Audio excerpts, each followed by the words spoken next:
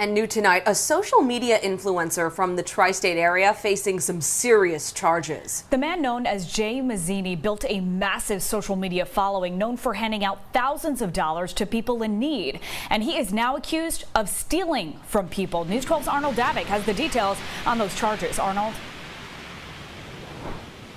Jess, Amanda, yeah, Jay Mazzini had nearly 1 million followers on Instagram. Now investigators are saying that he used his popularity on social media to steal nearly $2.5 million in Bitcoin currency. Now, in a complaint filed in federal court in Brooklyn, Jay Mazzini, whose legal name is Jabara Igbara, was charged with wire fraud. Investigators say throughout much of last year, Igbara would post videos of himself giving money to people. News 12 even reported on some in New Jersey who received money from the man. Now, this video you're seeing is just one of many that is circulating on social media, but his account has since been deleted since these charges dropped. Now, in January of this year, investigators say Igbara used his social media to fool people. He told his followers he was looking to buy Bitcoin for more than it was worth.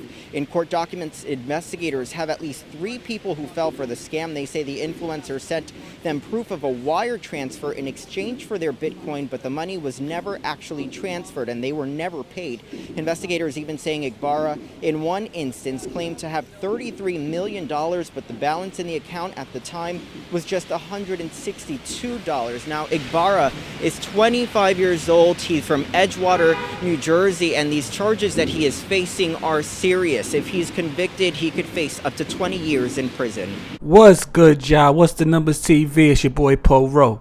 Make sure you subscribe to the channel if you're not subscribed already, and like a video if you appreciate the content that Po Ro and What's the Numbers I provided. Today we back with another profile piece. This one is on Jay Mazzini. In this video, we will talk about his early childhood growing up in New Jersey, where his hustler spirit will be instilled in him. Then we'll speak about his early businesses, some that he started as young as 14 years old. After that, we're going to break down Jay's time in the spotlight, where he was highlighted doing phenomenal things for people in need, like gifting them thousands of dollars. And lastly, we'll dissect the complicated situation that has Jay Mazzini facing 20 years in prison. Jay Mazzini, real name Jabara Igbara, is from New Jersey, but his parents hail from Palestine.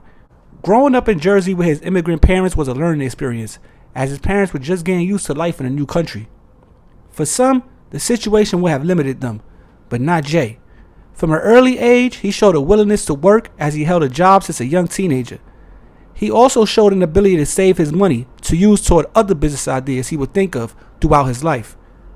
At 14, with the help of elders, Jay will open a stand in the Bronx on Fordham Road, where he sold things like cologne, perfumes, cell phones, and other electronics. He had the stand till he was about 17 years old, and then became a salesman who would go door to door, business to business, selling different products. After the salesman lane slowed down and dried up a bit, Jay decided to learn about stocks and bonds. One day, after a stockbroker who was familiar with Jay a little from seeing him around the neighborhood gave him a book about investing in the stock market. From that day, a seed was planted in Jay's head. He put all his money out of the street businesses he had, like the stands in the Bronx, and decided to dive headfirst into the stock market. He invested all the money he had to his name, which was $28K at the time, on a particular stock. The stock ended up performing well for Jay, and when he sold his shares of the stock, Jay walked away with a little under $100K from that one transaction. Now with more money to play with, Jay decided to start a clothing line in 2016 named Mazzini Italy. He collaborated with the rapper Dave East to promote and market it, and in no time the orders started to come in. The duo would make good money together and were in talks to open a flagship store at a mall in Jersey. But as Dave East's stardom in the rap game grew, more lucrative opportunities started to come his way. So eventually Dave and Jay would part ways, although Jay said in an interview on his YouTube channel that the two were still friends and in good standing with each other. In 2017, Jay would go on to open the Mazzini store in the Garden State Plaza Mall in New Jersey. His clothing line was doing good, and coming from his stands in the Bronx, this was an extreme level up to now have his own clothing line and a store in a popular mall in the tri-state area. According to Jay, the company's projected worth was in the millions, and it was only the beginning. In 2018, Jay would start becoming a bit more generous to the less fortunate and began doing some charitable work that he would feature on his own social media accounts. But as times passed, his generosity grew. and he began to give large sums of money away to everyday hard workers and also families in need. His charitable acts ended up getting posted on Instagram, and next thing you know, Jay Mazzini was viral. He watched his personal Instagram page grow to almost 1 million followers in September of 2020 after doing a couple different giveaway videos with rappers like 50 Cent and Fabulous. After his viral moments with the aforementioned rappers, Jay's popularity began to grow even more, but especially in the Muslim community in New York City. More people were willing to work with or invest in certain businesses Jay had going on. One opportunity Jay provided was called Halal Capital, in which people could invest money for quarterly payouts. Another business Jay had was Mazzini Academy, which helped customers learn about stocks and forex while teaching them how to become their own boss. But with the newfound fame, a lot more doubters started popping out the woodworks. They second-guessed his fortune and how he attained it, and some began to dig beneath the surface in an attempt to find out who Jay Mazzini actually was. A YouTuber by the name of CoffeeZilla began to relate the word scam or scammer to Jay and his businesses, which caused some doubts of form with Jay's supporters, but it was mostly online. In January of 2021, Jay told his nearly 1 million Instagram followers to send him Bitcoin and that he would pay above market prices for the cryptocurrency. Many of his followers and supporters took advantage of the deal and sent Jay their Bitcoins. Then, out the blue, Jay Mazzini was arrested in March of 2021 and charged with kidnapping and assault. The story that came out was that Jay allegedly devised a plan to kidnap and intimidate someone who threatened to reveal an illegal scheme Jay was involved in.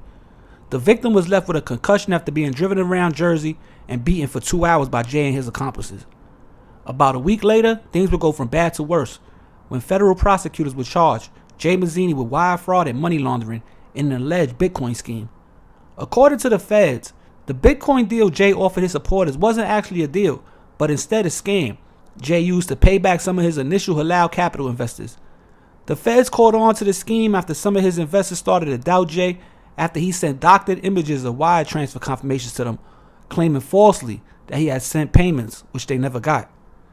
It was a bunch of evidence against Jay in both cases, and in March of 2022, he would plead guilty to the kidnapping in Jersey and get sentenced to 5 years in prison.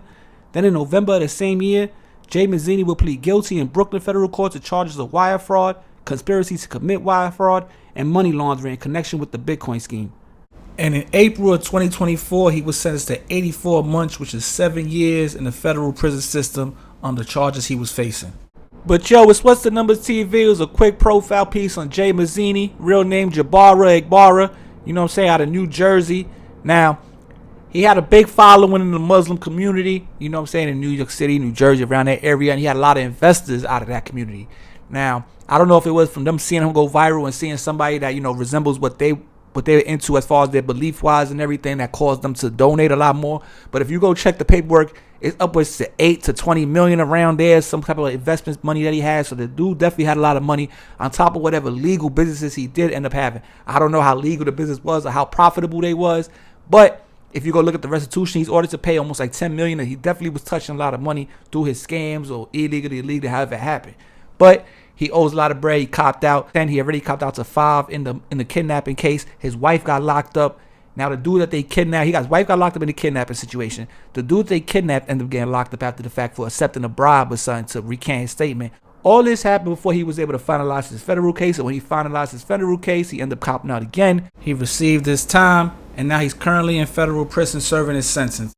Like I said, it's a Jay Mazzini. Now, you know, he had the Robin Hood vibes. Instagram famous for it. Linked with 50 Cent, Fabulous, was giving thousands away to people, helpless workers at like drive-thrus, needy families looking for shelters, stuff like that. He was doing his thing as far as, you know, giving to the needy. Now, was he taking from the rich? I don't know. It might have been hardworking individuals that was donating. It might have not been the rich. So he might have been taking money from other hardworking individuals to give it to less fortunate. I don't know. But he ended up going to jail for it.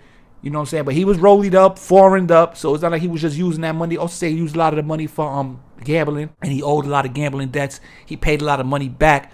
You know, a lot of investor money, he paid it out to his gambling debts. So, you know what I'm saying? So he was still, wasn't just into only the helping the needy. He was still doing his thing. Benzes, you know, cribs, jewelry, all types of stuff like that. And other than that, he shouldn't be that old when he gets released. He'll be in his young to mid 30s. He still got a life ahead of him. We got to see what he do when he get out.